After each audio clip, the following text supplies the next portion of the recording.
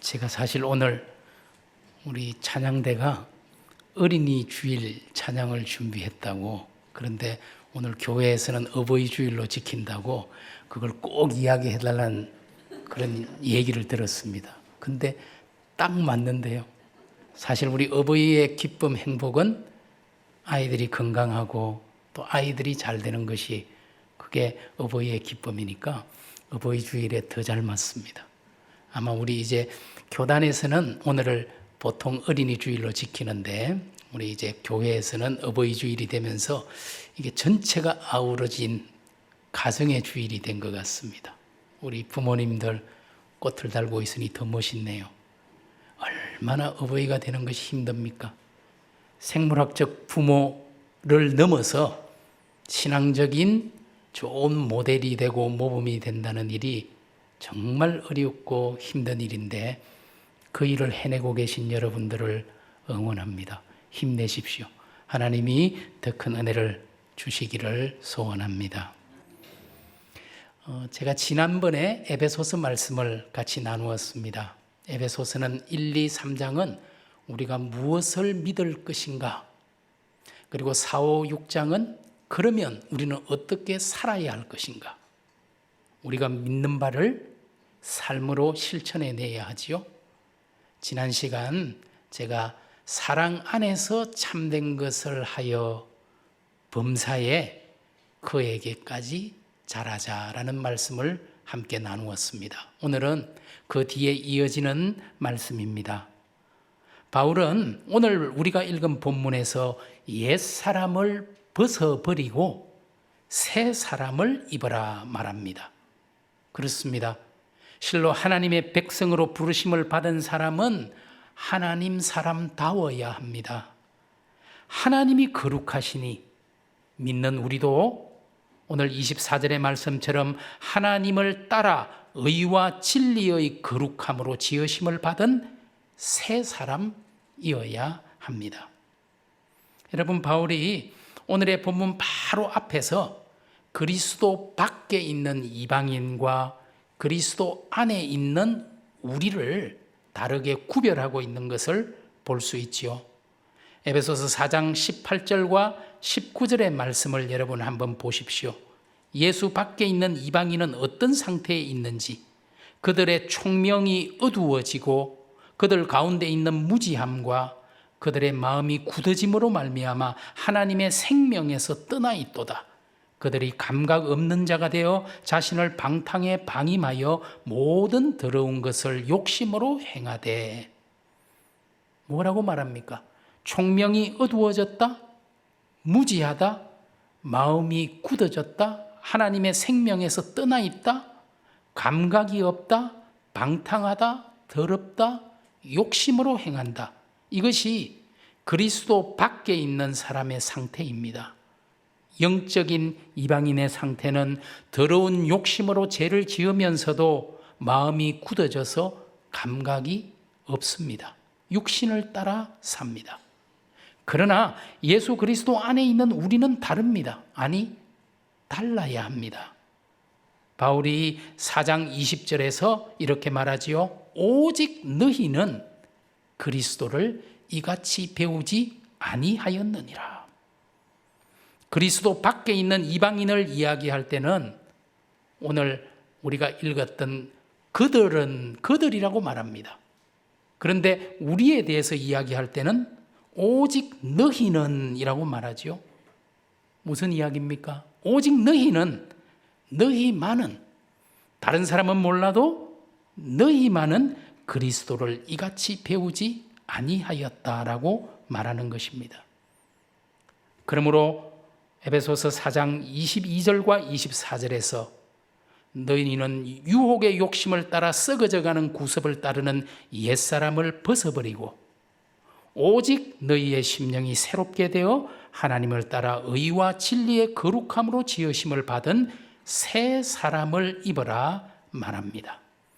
하나님의 자녀가 되었으면, 그리스도인이 되었으면 옛사람을 벗고 새 사람을 입으라는 것입니다.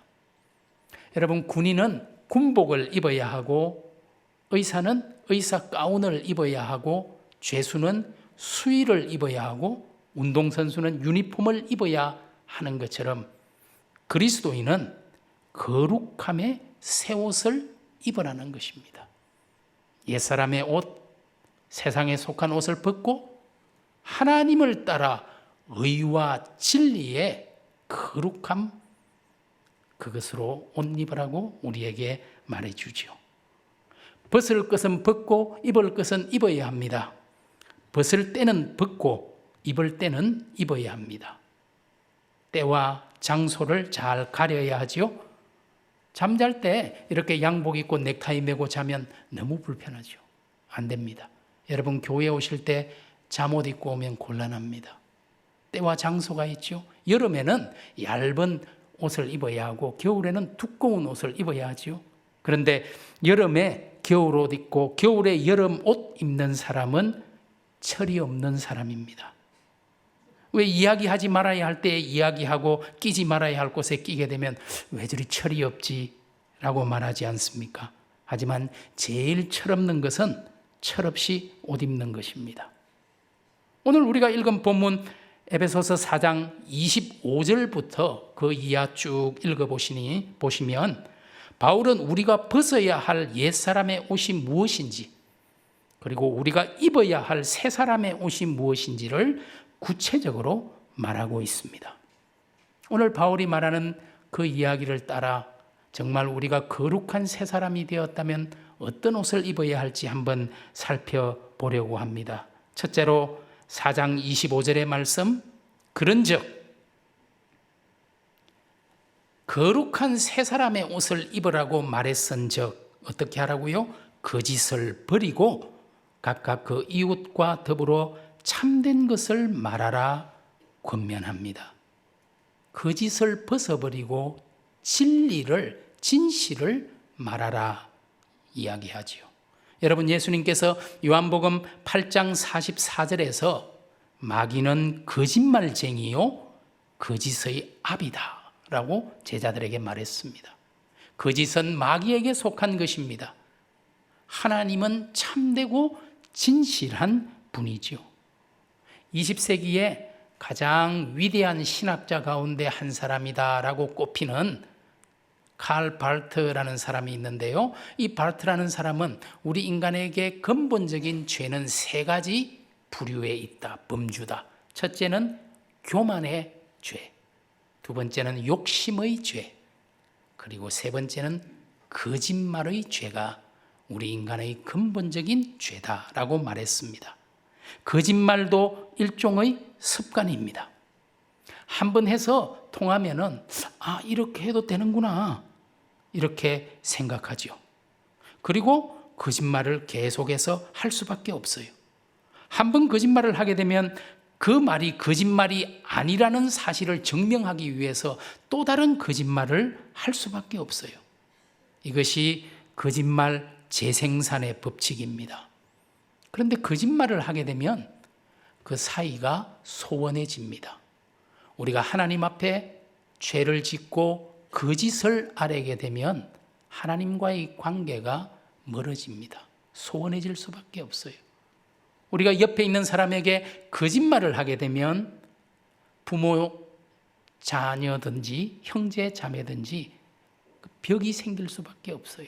간격이 생길 수밖에 없습니다. 하지만 성숙한 그리스도인들은 조그마한 죄에도 양심이 민감하게 반응합니다. 세상 사람들은 이 정도야 누구나 그렇게 하는 건데 뭘 이 정도야 이렇게 말할지 몰라도 그리스도인은 그 정도 때문에 양심이 가책이 됩니다. 윤동주가 서시에서 이야기한 것처럼 죽는 날까지 하늘을 우러러 한 점 부끄러움이 없기를 잎새에 이는 바람에도 괴로워하는 사람들이 바로 우리 그리스도인입니다. 우리는 민감한 양심의 소유자들입니다. 철학자 칸트가 세상에서 가장 신비로운 것이 두 가지가 있다. 하나는 내 머리 위 하늘에서 빛나는 별과 내 마음에 빛나는 양심이다. 오늘 하나님께서 우리에게 양심의 빛을 주셨어요. 그래서 정말 하나님께 속한 사람들은 거짓을 이야기하게 되면 양심이 괴로워요. 그리스도인은 거짓말을 하면 얼굴에 거짓말이라고 나타나는 사람들입니다. 거짓을 버리고 참된 것을 말하라. 중국 고사에 이런 이야기가 있습니다. 공자 제자 중에 정자라는 사람이 있는데요. 하루는 정자의 아내가 장에 뭔가를 좀 사러 가려고 하는데 그 아이가 울면서 계속 따라오면서 따라가겠다는 거예요. 그래서 이 엄마가 아이에게 집에 있으라, 그러면 나중에 돌아와서 돼지를 잡아서 맛있는 음식을 만들어 주마 하고 아이를 달래고 장에 갔다 왔습니다. 물론 진짜 돼지를 잡을 생각은 없었어요. 임시 방편이었어요. 하지만 이 말이 거짓말이라고 생각하지도 못하고 이야기한 거예요. 그런데 아내가 장에서 집으로 돌아와 보니 남편이 정자가 돼지를 잡고 있는 겁니다. 그래서 이 아내가 당신 미쳤냐고 그랬더니 정자가 하는 말이 돼지가 아깝기는 하지만 아이가 거짓말하는 법을 배우게 되면 나중에 애미인 당신도 믿지 않을 것이요. 그렇게 말하면서 약속대로 돼지를 잡아 음식을 만들어 아이에게 주었다는 고사가 기록되어 있습니다. 여기 계신 부모님들, 우리 아이 그리고 손자 손녀와 한 약속은 아무리 사소한 것이라도 꼭 지키시기 바랍니다. 혹시 어린이날 뭐 해줄게 했는데 비가 와서 못했어요? 꼭 하세요. 5월이 가기 전에. 그렇지 않으면 자신은 거짓말의 습관을 가지게 되고 아이는 거짓말을 배우게 될 것입니다. 성도 여러분, 거짓을 버리고 참된 것을 말합시다. 둘째로 4장 26절의 말씀입니다. 분을 내어도 죄를 짓지 말며 해가 지도록 분을 품지 말라 말합니다. 오늘 말씀을 자세히 보니 분을 내지 말라고 말하지 않았습니다. 왜냐하면 분을 내지 않는 것은 우리 수준으로는 정말 어려운 일입니다. 우리가 분을 내지 않기는 거의 불가능해요. 그렇기 때문에 분을 내어도 죄를 짓지는 말고 해가 지도록 분을 품고 있지는 말라고 이야기했습니다.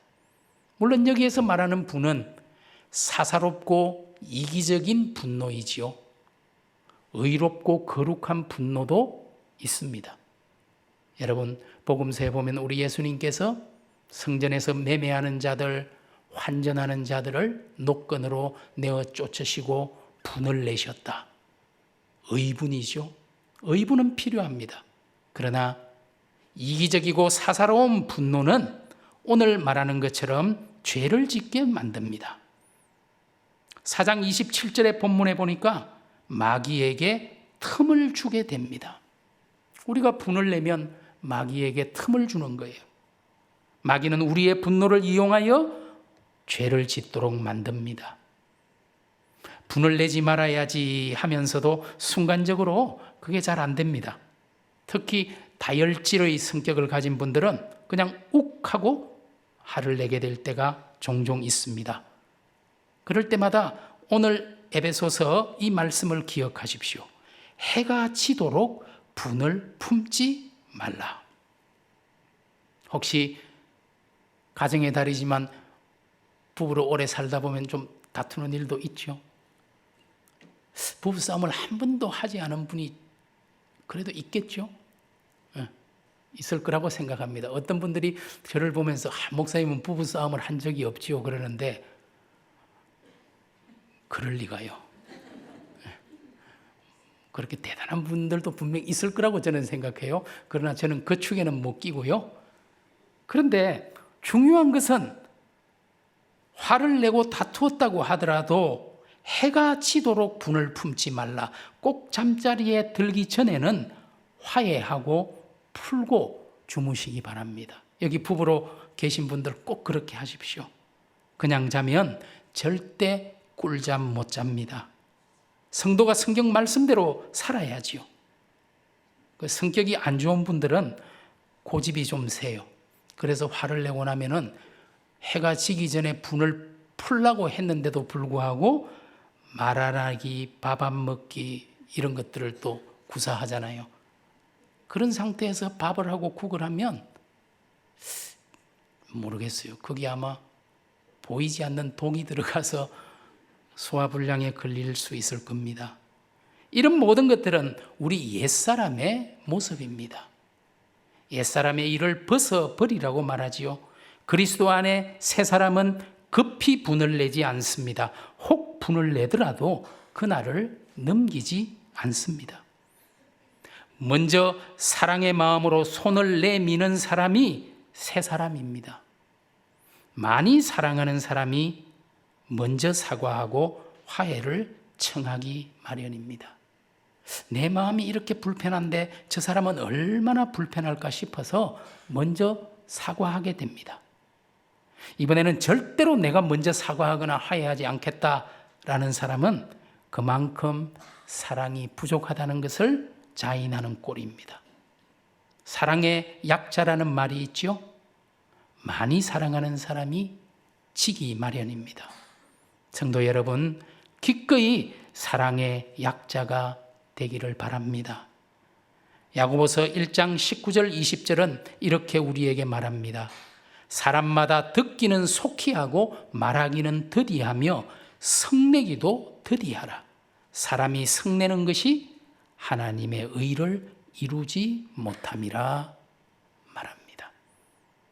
혹시라도 우리가 화를 내고 분을 내었더라도 분을 품고 잠자리에 들지는 맙시다.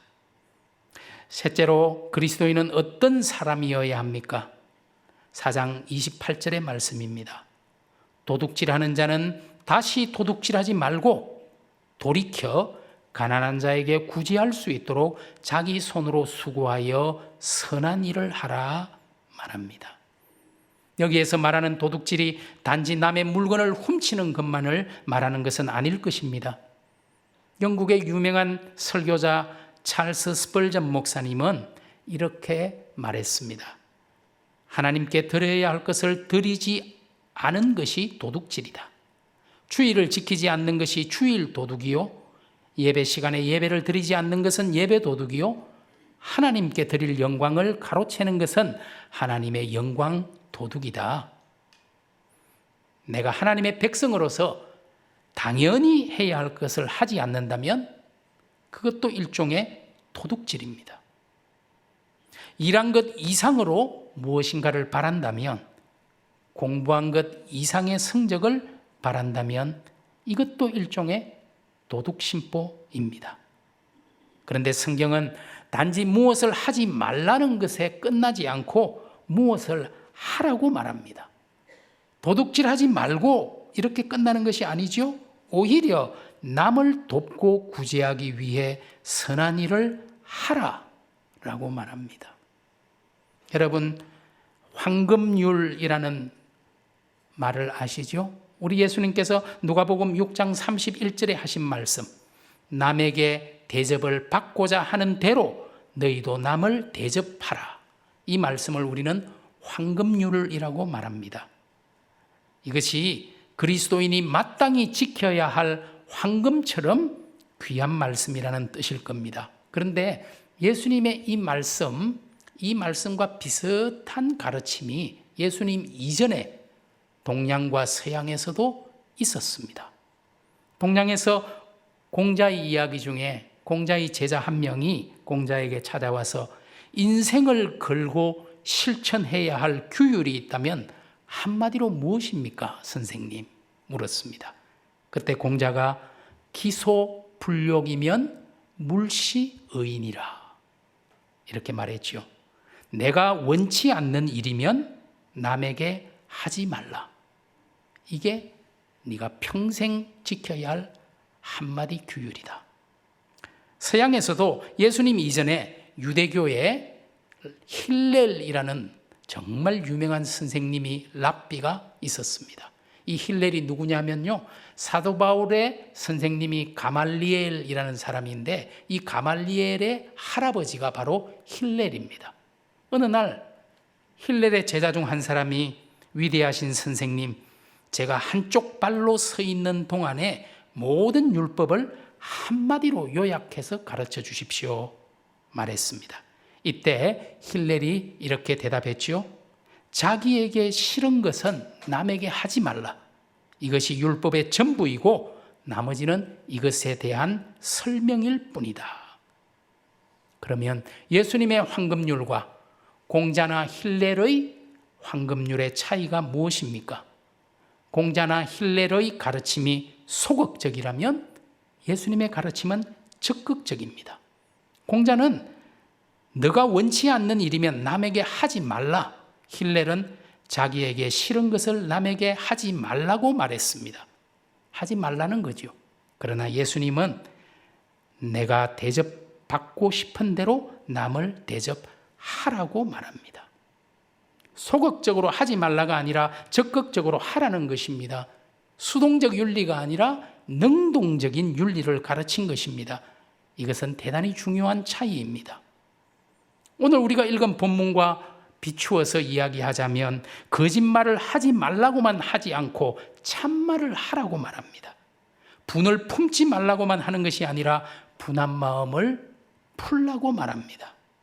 더러운 말을 하지 말라고만 하는 것이 아니라 선한 말, 덕이 되는 말, 은혜가 되는 말을 하라고 말합니다. 미워하지 말라로 끝나는 것이 아니죠. 사랑하라고 말합니다.